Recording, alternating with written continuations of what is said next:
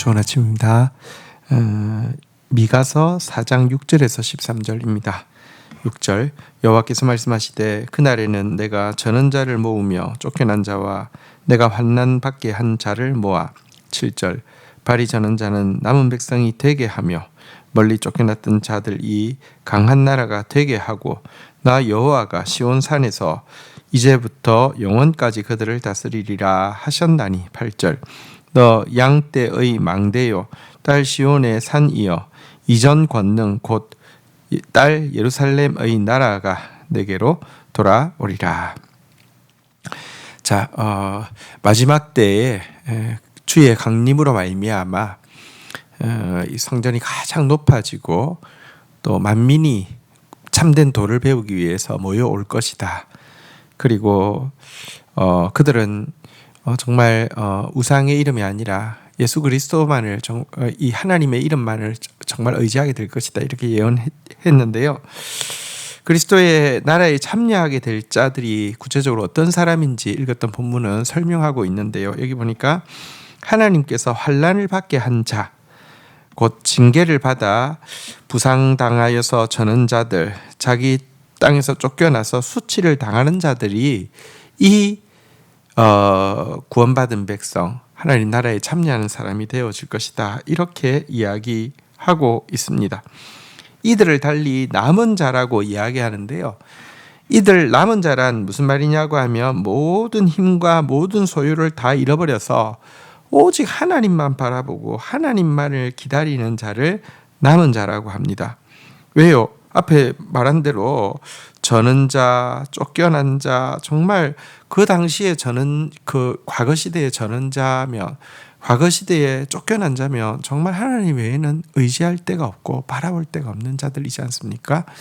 이들 남은 자가 구원받게 될 것이고 남은 자가 하나님 나라의 백성이 될 것이다. 이것이 선지서 전체가 공통적으로 이야기하고 있는 것입니다. 근데 남은 자라는 게 어쨌든 막 실패하고 이렇게 뭐랄까요? 그 소극적인 그런 의미만이 아닙니다. 여기 또 본문에 보면요. 7절에 보니까 발을 저는 자는 남은 백성이 되게 하며라고 하면서 하나님이 사실은 남은 백성을 만들기 위해서 모든 일을 하고 계신다라고 굉장히 적극적으로 사용하고 있습니다. 하나님이 연단이라는 적극적인 과정을 통하여서 결과로 얻으려고 한 것이 남은 자였다라고 이야기하고 있습니다. 그래서 사실 하나님만 바라보게 되는 것은 가장 초라한 모습이 아니라 하나님께서 기대하신 가장 강한 모습, 가장 아름다운 모습임을 우리가 알 필요가 있습니다. 이들은 남은 자는 겨우 구원받는 자가 아니라 정말 하나님께서 바로 이들을 계자시와 같은 이들을 남기기 위해서 세상 모든 것을 움직이셔서 얻어낸 하나님이 정말로 얻기를 원하던 하나님 찾고 찾던 그 대상임을 이 성경은 적극적으로 표현하고 있습니다.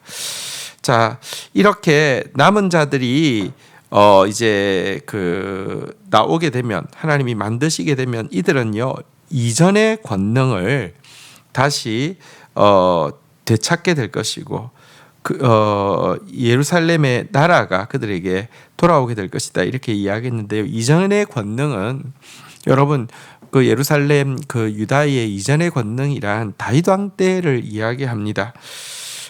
다윗 왕 때 정말 하나님이 세우신 지도자는요 양떼를 살피는 망대와 같았고 굳게 선 요새와 같아서 많은 영혼들을 진리로 교육하고 보호하는 사명을 감당했는데요.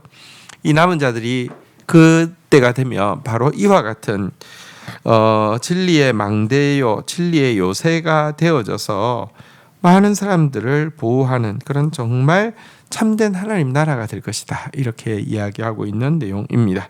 9절 한번 보겠습니다. 이제 내가 어찌하여 부르짖느냐? 너희 중에 왕이 없어졌고 내 모사가 죽었으므로 내가 해산하는 여인처럼 고통함이냐? 10절 딸 시온이여 해산하는 여인처럼 힘들여 나을지어다. 이제 내가 성읍에서 나가서 덜에 거주하며 또 바벨론까지 이르러 거기서 구원을 얻으리니 여호와께서 거기서 너를 내 원수의 손에서 속량하여 내시리라.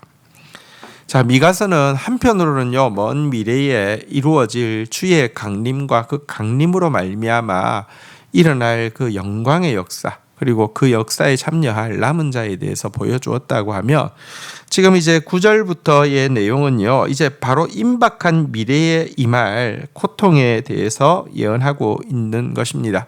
사실 남은 자가 되기 위해서는 쫓겨나야 하고요. 남은 자가 되어지기 위해서는 부상을 당해서 전원자가 되어야 하는 과정이 있어야 했잖아요. 그죠? 그래서 사실 먼 미래에 주의 강림으로 말미암은 위로가 임하기 위해서는요, 지금 가까운 미래에 징계가 있을 수밖에 없는데요. 이 징계에 대해서 9절은 왕도 없고 모사도 없는 시절이다. 이 시절이 될 것이다 라고 했습니다.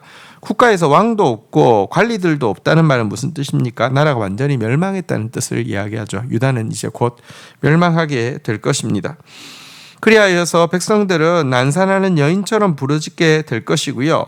파괴된 성읍에서 나와 들판에서 이렇게 그 유리방황하게 될 것이고요. 결국 바벨론으로 포로 잡혀가게 될 것이다. 이렇게 이야기합니다.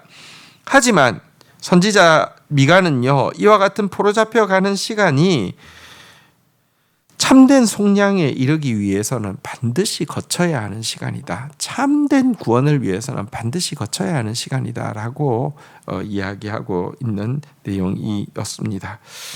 하나님은 힘이 없어서 유다를 지켜주지 못한 것이 아니라 유다를 정말로 정결케 하고 속량하기 위해서, 구원하기 위해서, 남은 자 되게 하기 위해서 바벨론에 멸망당하고 바벨론으로 끌려가는 일을 이렇게 허락하실 것이다 라는 가까운 미래에 대한 예언입니다. 사실 바벨론은 아브라함이 처음 부름받은 장소잖아요. 타락한 이스라엘 백성들에게 다시 바벨론으로 포로 잡혀가게 하시는 것은요, 다시 시작하는 것이 도리어 더 빠른 시작이 되기 때문에 이제 이와 같은 일을 하신다는 것입니다. 자, 이제 11절부터 보도록 하겠습니다. 이제 많은 이방 사람들이 모여서 너를 치며 이르기를 시온이 더럽게 되며 그것을 우리 눈으로 바라보기를 원하노라 하거니와 12절 그들이 여호와의 뜻을 알지 못하며 그의 계획을 깨닫지 못한 것이라. 여호와께서 곡식 단을 타작마당에 모음같이 그들을 모으셨나니 13절 땅을 시온이 일어나서 칠지어다. 내가 내 뿔을 무쇠 같게 하며 내 굽을 녹 같게 하리니 내가 여러 백성을 쳐서 깨트릴 것이라. 내가 그들의 탈취물을 구별하여 여호와께 드리며 그들의 재물을 온 땅의 주께 돌리리라. 자, 그런데 이스라엘 편 말고 대적의 편에서는요, 보면 이제 유다가 멸망하게 되는 것, 이런 것은 이제 뭐랄까요? 그들이 마음대로 유린할 수 있는 상황이 된 것이기 때문에 자기들 입장에서는 좋은 것이다. 이렇게 이제 유다는 끝이 났고 자기들이 이제 이 유다를 완전히 이렇게 마음대로 할 수 있는 시절이 왔다. 이렇게 오해하고 착각할 수 있는데요. 그렇지 않다라고 이야기를 하고 있습니다. 여러분, 사실 사단은요, 지금도 하나님의 교회를 허물어뜨리기 원하고 혹은 또 거룩한 신부인 교회를 오염시켜서 많은 사람들에게 조롱받게 하기를 원하고 하나님의 영광을 비웃기를 원합니다. 사실 유다가 멸망할 때 수많은 대적들이 하나님을 조롱했을 것입니다. 하지만 여러분, 유다의 실패가 사단의 승리를 의미하는 것이 아닙니다. 유다가 하나님의 백성이지만 하나님 백성답게 살지 못해서 처참한 멸망을 받게 되는데, 이 처참한 멸망을 받게 되고 포로 잡혀가는 유다의 참상이 하나님으로 하여금 자기의 못난 자녀들을 향한 긍휼의 마음을 애끓게 하는 면이 있고요. 또 유다의 죄의 이상으로 또 학대하는 대적들의 모습이 공의로우신 하나님 앞에서 영원한 진노를 이끌어내는 빌미가 되기도 한다는 것입니다. 사실 하나님의 성도들을 학대하기 위해서 대적들이 모이는 것은 솔직히 말하면 곡식단이 타작마당에 모여드는 것과 같다라고 이야기합니다. 하나님께서 심판하기 위해서 그들을 모으는 것입니다. 죽정이들을 다 불에 태우기 위해서 모으는 것이다 라고 이야기합니다. 앞에서도 유다가 받을 징계에 대해서 해산하는 여인의 고통에 비유했는데요. 해산하는 여인의 고통, 굉장한 고통이죠. 하지만 결과는 해산입니다. 생명을 낳는 것입니다. 하나님은 유다에게는 해산의 고통으로 이 시간을 허락하신다고 하면 대적들은요, 뭐 즐거운 것처럼 보이지만 사실은요, 탈곡기에, 이가 날카로운 새 타작기계에 넣어서 탈곡하려고, 심판하려고 그들을 불러 모으는 것이다 라고 이야기를 하고 있습니다.